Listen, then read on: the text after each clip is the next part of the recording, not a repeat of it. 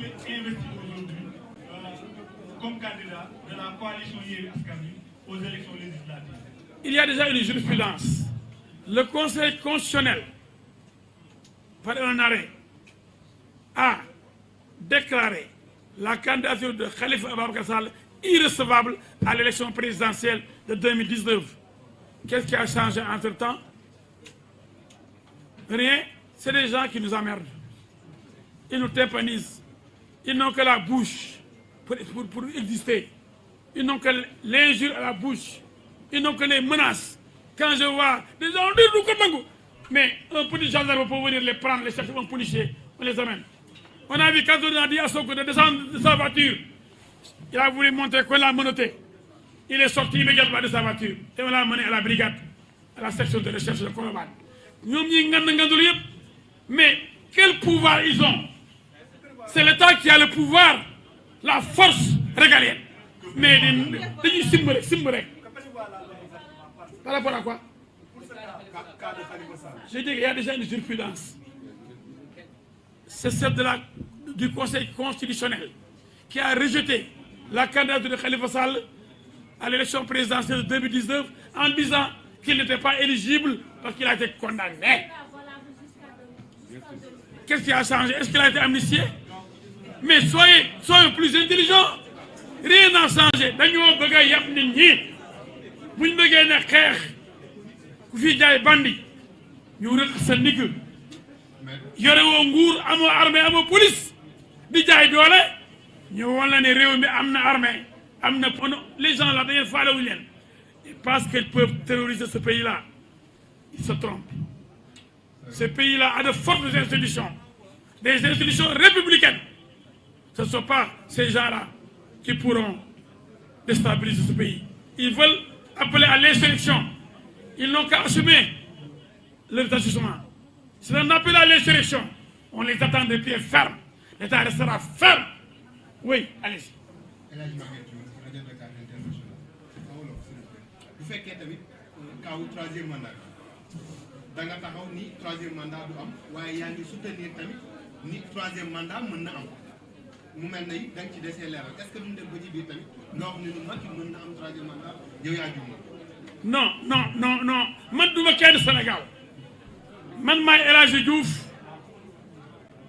man maa ni man El Hadji Diouf kenn mënu ma gëm le troisième mandat Macky Sall am na ci droit li muy nekk suma xarit ñoom ñu ne Macky Sall ñoom Barthélémy Dias ak Sonko ni Macky Sall am na droit am troisième mandat vidéo yaa ngi fi. bu fekkee Macky da koy laaj lan mooy nekk sa position.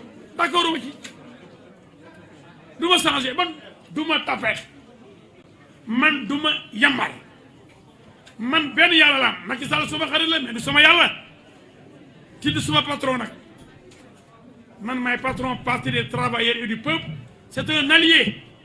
Alliance ne veut pas dire esclavage. Toujours, je vais répéter.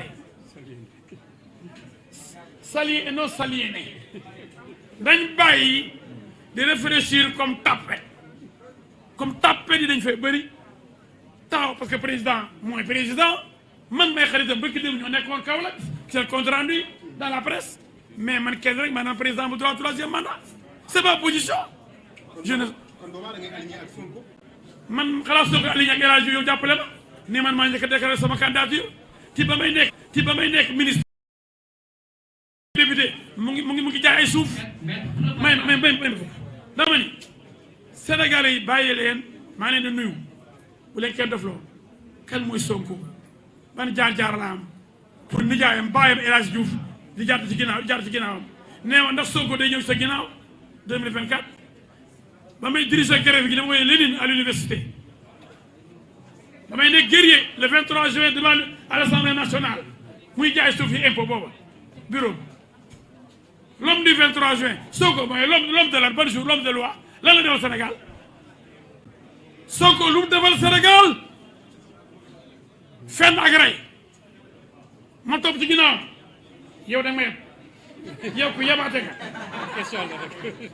man may avocat international nekk ministre mosul dégg ministre def 10 ans député mu ngi soog a nekk député ba may nekk ministre mu ngi école ba may diriger grève yi université mu ngi raam mais tendance yi ba may nekk El Hadj Diouf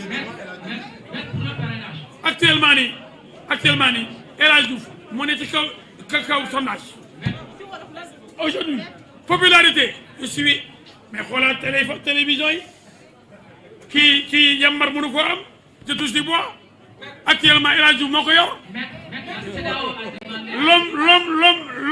l'homme du 23 juin le député du peuple l'avocat international le futur président du Sénégal kooku kay moo ko yor macha allah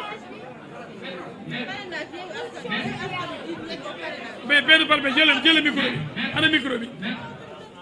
Sur le parrainage, la CEDEAO a demandé l'annulation du système de parrainage. Alors l'État refuse.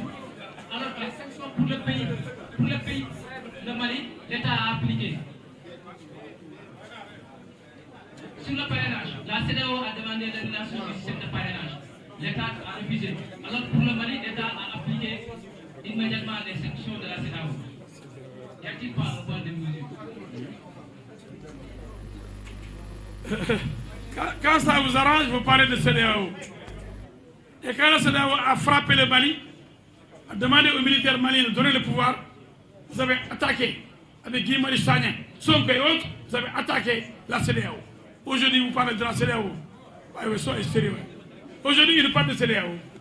Et ils ont attaqué la CEDEAO en disant que la CEDEAO ne doit pas prendre des mesures de répression et de représailles contre le Mali.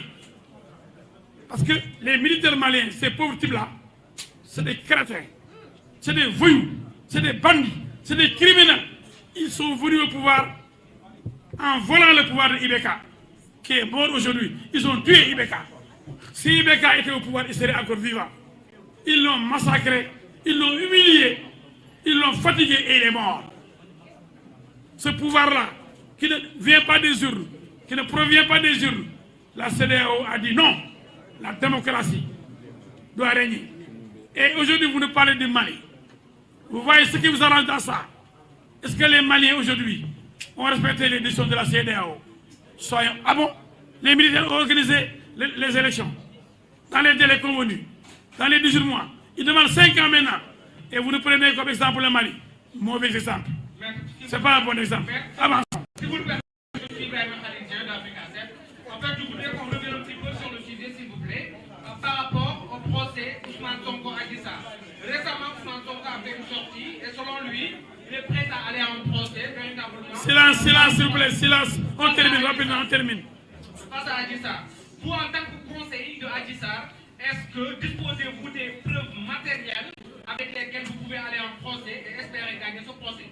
La deuxième question est à savoir, Adji Sarr, comme on ne le retrouve plus, on ne sait plus où est Adji Sarr. Un bon jour, on nous dit que voilà,